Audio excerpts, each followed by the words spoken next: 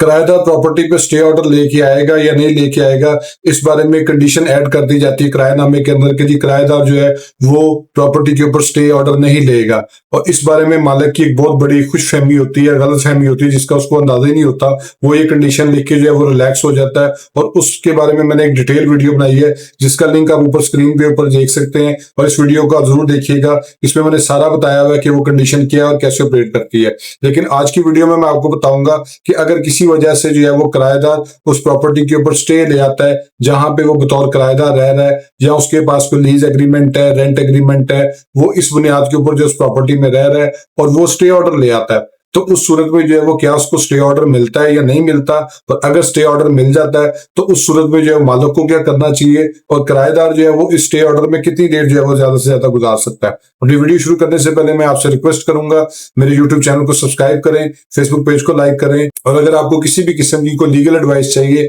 तो आप नीचे कमेंट करके जो है वो लीगल एडवाइस जो है वो हासिल कर सकते हैं। मेरी कोशिश होती है कि मैं तमाम लोगों को जो है वो इस बारे में रिप्लाई बैक करूं, और आप मेरी वीडियो को पूरा जरूर देखिए करें, क्योंकि जब भी मैं किसी टॉपिक पर वीडियो बनाता हूं, मेरी कोशिश होती है कि उन तमाम सवालात के जवाब जो है वो उस वीडियो में कवर किए जाएं। और मुझे उम्मीद होती है कि जब मैं वीडियो कंप्लीट कर लूं तो आप वीडियो देख चुके हो, तो उसके बाद आपके पास कोई भी लीगल क्वेश्चन ना हो जो कि उस टॉपिक से रिलेटेड हो। तो अब आ जाते अपने टॉपिक की तरफ कि अगर किराएदार जो है वो स्टे ऑर्डर लेने जाए अदालत से, तो क्या उसको स्टे ऑर्डर मिलता है या नहीं मिलता। तो सबसे पहले मैं आपको बता दूं कि अगर किराएदार जो है वो स्टे ऑर्डर लेने जाता है तो उसको जो है वो एक जुर्माना देना पड़ता है। वो जुर्माना क्या है, वो आप इसका लिंक जो है वो स्क्रीन के ऊपर देख सकते हैं, और वो वीडियो देख सकते हैं। उसमें मैंने बताया हुआ है कि किस ग्राउंड के ऊपर जो है वो मालिक को 10% जो है वो जुर्माना अदा करना पड़ता है, और किस हालात में जो है वो 5% जो है वो किराएदार को अदा करना पड़ता है। तो जब वो किराएदार वो 5% जुर्माना जो है वो अदा कर देता है, उसके बाद जो है वो कोर्ट उसको स्टे ऑर्डर दे देती है। स्टे ऑर्डर इस चीज से रिलेटेड होता है कि मालिक किसी भी सूरत में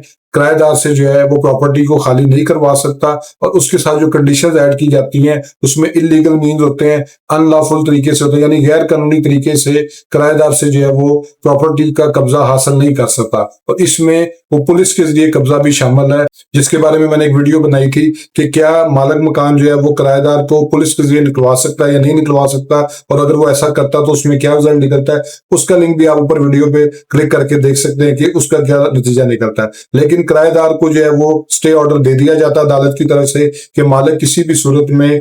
किराएदार को जो है वो इलीगल तरीके से, अनलॉफुल तरीके से जो है वो इस प्रॉपर्टी से नहीं निकाल सकता, जिसको मालिक ने लिख पढ़ के किराएदार को जो है वो किराए पे दी हो। अब इसमें एक चीज तो ये कंफर्म होगी कि किराएदार को स्टे जो है ना वो अदालत की तरफ से मिल जाता है। अब उसकी कुछ कंडीशंस होती हैं, वो डिफरेंट सिनेरियोज होते हैं, उसके बारे में मैं आगे आपको वीडियो में बताऊंगा। लेकिन मैं आपको ये बता दूं कि मालिक को सूरत में क्या करना चाहिए। मालिक को ये करना चाहिए कि जैसे ही नोटिस उसको रिसीव होता है, वो अदालत को जाके ये बात कह दे कि ठीक है जी, मैं इसको जो है वो इलीगल तरीके से, गैर कानूनी तरीके से नहीं निकालूंगा, आप इसको जो है वो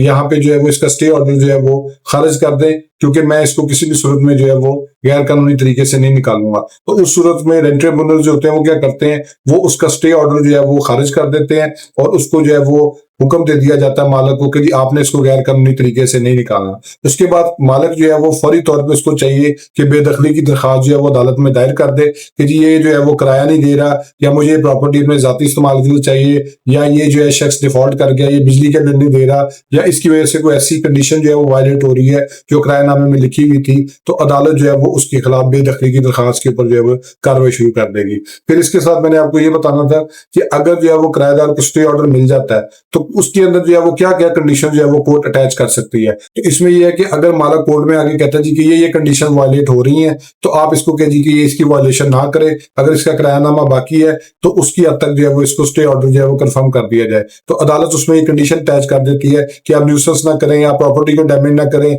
अगर आप बिल नहीं दे रहे तो आप बिल दे के आए और अपना लास्ट पेड यूटिलिटी बिल जो है वो लेके अदालत में जमा कराएं, ताकि आपके स्टे को जो है वो कंफर्म किया जाए। तो इस तरह की जो कंडीशन है वो स्टे ऑर्डर में अटैच कर दी जाती हैं, और साथ ये कह दिया जाता है कि अगर इसमें जो है वो वायलेशन होती है तो मालिक जो है वो किराएदार को प्रॉपर्टी से बाहर निकालने का मजाज होगा। उसके बाद लीगल अथॉरिटी है वो बेदखली की दरखास्त दायर कर सकता है। फिर उसमें एक चीज ऐसी होती है कि अगर मिसाल के तौर पे किराएदार को जो है वो टाइम मिल भी गया, स्टे ऑर्डर मिल भी गया है, तो उसमें अदालत क्या करती है कि एक टाइम फ्रेम कर देती है कि अगर उसका जो है वो किरायानामा एक्सपायर हो चुका हुआ है और उसको जो है वो आगे मालिक ने एक्सटेंड नहीं किया है, तो कोर्ट की परमिशन के साथ जो है वो मालिक को कॉन्फिडेंस में लेते हुए कोर्ट उसको ये कह देती है कि आपको जो है वो 3 महीने का स्टे दिया जाता है, आप 3 महीने में जाके अपनी जो है ना वो अल्टरनेट रेजिडेंस का बंदोबस्त कर लें और आप इस प्रेमिसेस को छोड़ दें। फिर इसमें अगर ये है कि किरायानामा जो है वो भी बकाया रहता है, उसमें 3 महीने का भी टाइम बाकी, 4 महीने का, 6 महीने का, वैसे कोई डिस्प्यूट पैदा हो चुका है तो उसमें भी अदालत जो है वो उसको कह देती है